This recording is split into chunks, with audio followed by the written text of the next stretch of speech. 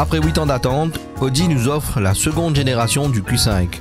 Présenté l'an dernier au Salon automobile de Paris, ce SUV compact premium n'a à première vue pas subi de grands changements.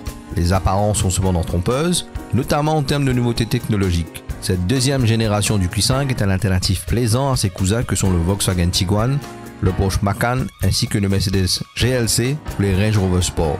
Moins lourd de 120 kg que son prédécesseur, le nouveau venu exhibe des feux à xénon plus amincis et une calandre hexagonale façon Q7, ce qui le différencie des berlines de la famille d'Ingolstadt.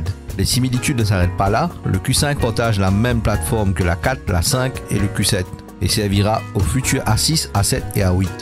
Plus racé, le nouveau Q5 se démarque par ses flancs creusés et les nervures au niveau du capot, ce qui tranche avec l'image plutôt mollassonne de son aîné. Il est aussi plus long de 3,5 cm, plus large de 1,2 cm et plus haut de 0,6 cm.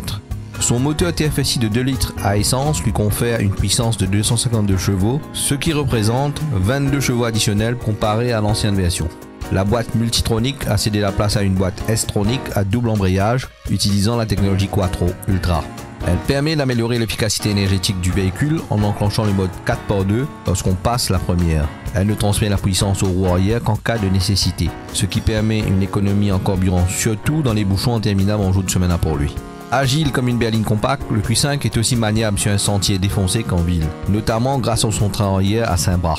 Des capteurs embarqués dans le Q5 permettent de surveiller tout aussi bien la direction que l'adhérence. Le contrôle de trajectoire, le régulateur de vitesse, le système de reconnaissance des panneaux de signalisation et les radars anti-collision transversaux sont autant d'aides à la conduite.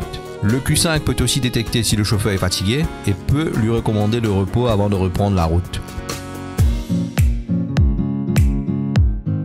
À l'intérieur, le nouveau tableau de bord rappelle la 4 et la 5. La finition est impeccable et quelques boutons nous ramènent au Roadster TT. L'écran de contrôle, quant à lui, fait figure de tablette au-dessus de la console centrale. Celle-ci est contrôlable grâce à la molette MMI ou par commande vocale. Le Bluetooth permet quant à lui le streaming de musique directement de votre téléphone à travers le système Audi Connect.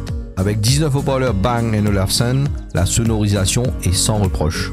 L'option Virtual Cockpit qui remplace les compteurs permet d'obtenir la numérisation complète du tableau de bord et il semble mieux adapté pour une grande métropole afin de retrouver son chemin grâce à Google Earth plutôt que sur un caillou comme Maurice.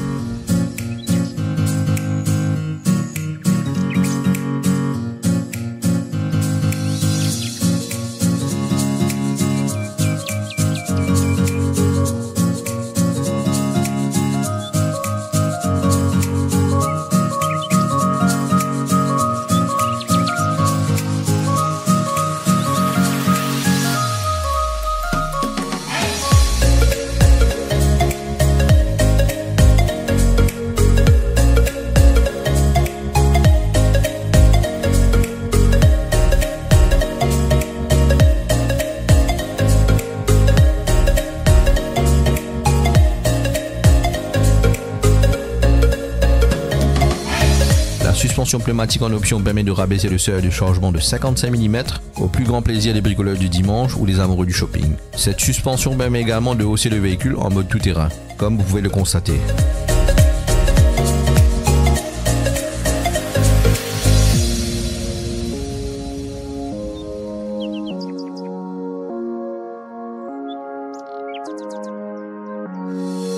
Le haillon est ouvrable à distance et se ferme grâce à un bouton.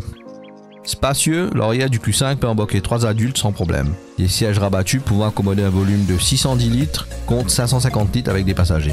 Sur la nouvelle autoroute de l'aéroport, le Q5 démontre un niveau de confort sans pareil qu'on a presque un pincement au cœur à la restitution en concessionnaire à la Motors.